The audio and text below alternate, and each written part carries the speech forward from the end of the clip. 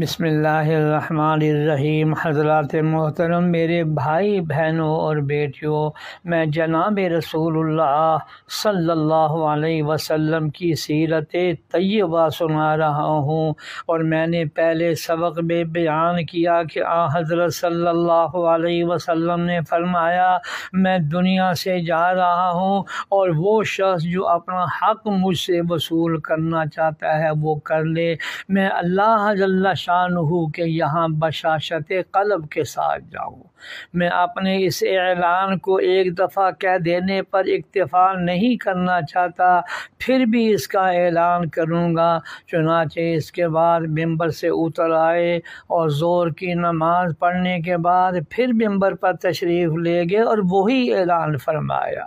نیز بغض کے متعلق بھی مضمون بالا کا اعادہ فرمایا، اور یہ بھی ارشاد فرمایا کہ جس کے ذمے کوئی حق ہو وہ بھی ادا کر دے، اور دنیا کی رسوائی کا خیال نہ کرے کہ دنیا کی رسوائی آخرت کی رسوائی سے بہت کم ہے۔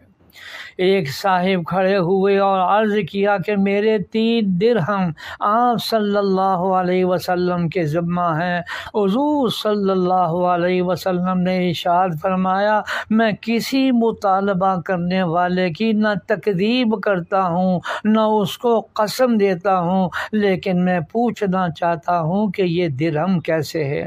انہوں نے عرض کیا کہ ایک دن ایک سائل آپ صلی اللہ علیہ وسلم کے پاس آیا تھا، تو آپ صلی اللہ علیہ وسلم نے مجھ سے فرما دیا تھا کہ 3 درہم اس کو دے دو۔ حضور اقدس صلی اللہ علیہ وسلم نے حضرت فضل سے یہ فرمایا کہ 3 درہم اس کو دے دو۔ اللہ اکبر۔